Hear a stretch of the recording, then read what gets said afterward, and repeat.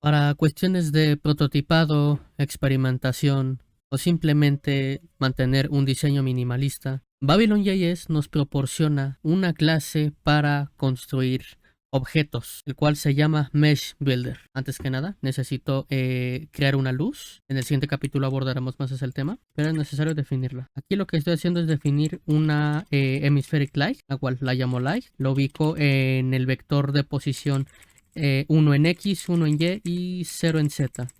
También se anexa lo que es, pues, como siempre, a la escena. Derivo de Babylon.js, que es lo más común, y procedo. La primera figura que vamos a conocer serán las cajas. Los cubos, como el que vimos al principio de esta sesión, el cual es algo tan sencillo como crear let box.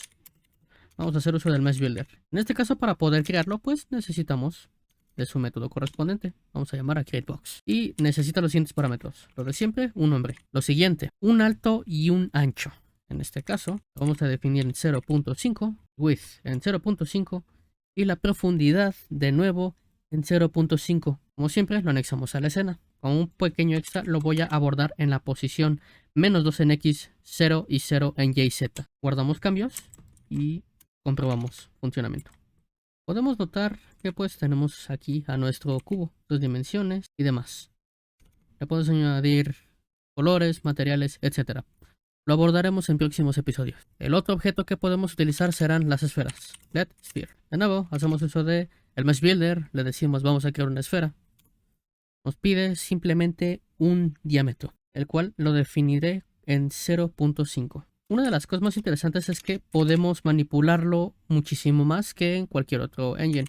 Por ejemplo, puedo definir su diámetro en X, Y y Z. De esta forma lo puedo amoldar a mis necesidades. Simplemente le voy a decir que el diámetro en X de nuevo será 0.5. Como siempre, lo anexo. En este caso, a este último, lo voy a anexar a mi escena y lo colocaré en la posición -1, 0, 0. Guardamos cambios y observamos. Tenemos aquí uno más, una esfera. Continuamos con el que sigue. Podemos usar conos, como tal, conos. De nuevo, el Babylon Mesh Builder. En este caso vamos a crear un cilindro, al cual le podemos modificar bastantes cosas. Como siempre, le doy un nombre, lo voy a llamar simplemente con, y me pide dos cosas, un diámetro y la escena. Podemos usar varios elementos, por ejemplo, el diameter top, que es como el diámetro superior de nuestro cilindro. Eso es lo que le va a dar la forma puntiaguda a nuestro cilindro.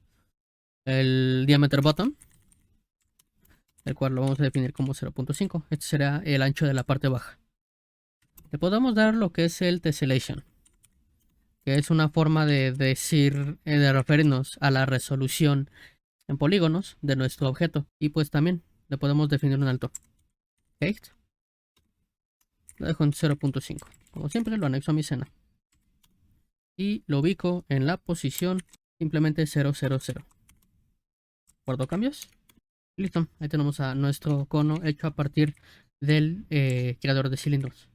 Notamos unas pequeñas líneas. Esto es a lo que me refiero con lo que es la parte de la resolución.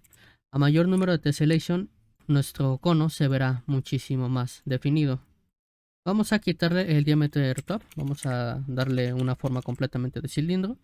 Y vamos a dejar el tessellation en 32.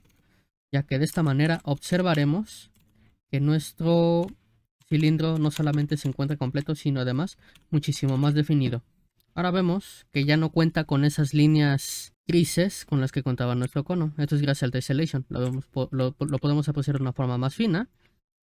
Por ejemplo, si nos subimos un poquito más, haciendo uso de la cámara, pues ahí observamos lo que es el diameter bottom. Continuamos con los siguientes. Otra cosa que podemos hacer, que es un clásico, pues como siempre, es un plano, utilizando el método createPlane, el cual nos pide prácticamente de nuevo lo mismo, un nombre, un alto y un ancho, el cual defino en 0.5 y pues lo anexo a la escena. Le defino su posición en el vector 1, 0, 0. Aquí está. Tenemos dos tipos de plano, por así decirlo. Este es un plano que siempre estará mirando de esta manera, hacia el frente. Tenemos otro tipo de objeto que veremos muchísimo más adelante, que en lugar de aparecer aparado, su posición por defecto será acostado, el cual se llama ground. Hay algo interesante con esto que es el ground. ya que no solamente podemos crearlo como un simple plano acostado, al cual le damos un nombre, un alto y un ancho, sino que además le podemos asignar subdivisiones, que es similar al tessellation, con el cual de nuevo lo podemos manipular de tantas maneras que pues podemos hacer muchas cosas con él, según a nuestro gusto. Lo ubico en la posición 2, 0, 0 y guardo cambios. Listo.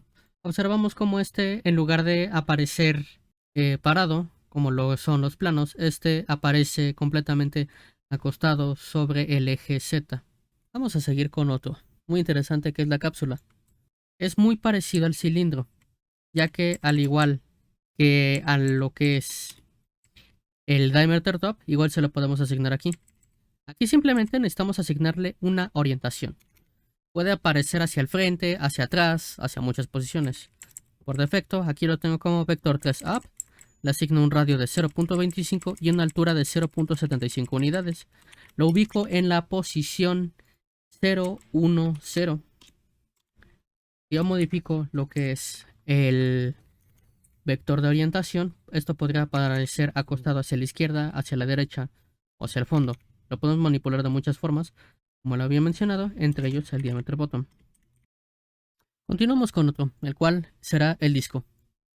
El disco tiene un comportamiento muy similar al plano, ya que simplemente necesitamos un radius y un arco, y que por defecto siempre aparecerá mirando hacia el horizonte. Lo colocamos en la posición -1, 1, 0 y guardamos cambios. Tenemos un parámetro muy curioso, el cual se le conoce como arc. El arc es un parámetro que va desde el 0 hasta el 1 y que puede alterar de cierta manera la forma en la que se rellena el círculo, ya que si yo lo colocara con un mayor avance o con un menor avance, este pedazo podría aumentar o disminuir. Muy útil en el caso de uso de discos, juegos de tipo Pac-Man, etc. Podemos hacer también otro tipo de figuras, no necesariamente tan geométricas, pero igual podrían ser interesantes. Uno de ellos es el torus. El torus nos pide un diámetro, un thickness y un tessellation. Lo ubicamos en la posición 1, 1, 0. El thickness se podría entender como el ancho de nuestra dona. A mayor valor, nuestra dona tendrá un cuerpo muchísimo más gordito en sus curvas. Como notamos, aquí tenemos otro ejemplo del tessellation, en el cual se ve un curso un poco más esquinado cada curva. Continuamos con la siguiente figura. El torus knot. Es una variación del torus, pero con la particularidad de que se puede torcer de múltiples formas. Esto lo que nos pide son los valores del radio, el radio del tubo, los segmentos radiales y los segmentos tubulares, y otros parámetros que son P y Q. Si dejamos todo esto, vamos a notar cómo se forma una pequeña flor con solamente un solo objeto.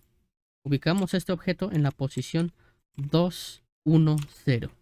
Y nosotros alteramos lo que son los valores de P, de Q, los segmentos tubulares o los segmentos radiales. Esta figura podría torcerse más, podría crecer, podría hacerse más gorda. Tiene un poquito más de personalidad. Vamos a concluir con una variante del ground, que es conocido como ground de height-map. Es muy similar al ground, con la única diferencia de que este necesita de un height-map.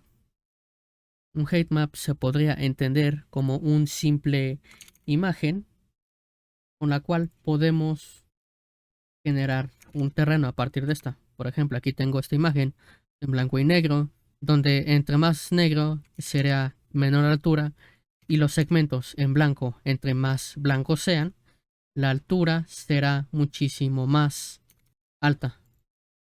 En este caso, el Ground Height-Map nos pide desde el Mesh Builder lo que es el nombre, la ruta y unas opciones, la cual es el alto, el ancho, la cantidad de subdivisiones, recordemos que esto afecta la resolución, la altura mínima y la altura máxima. Como siempre lo terminamos anexando a una escena. Notamos como este pequeño terrenito tiene unas protuberancias, las cuales observamos detenidamente y con mayor calma. Vamos a notar cómo coinciden con nuestro objeto de tipo de mapa de height-map. Y listo. Estas son algunas de las figuras o la mayoría de las figuras que podemos utilizar y manipular en Babylon.js.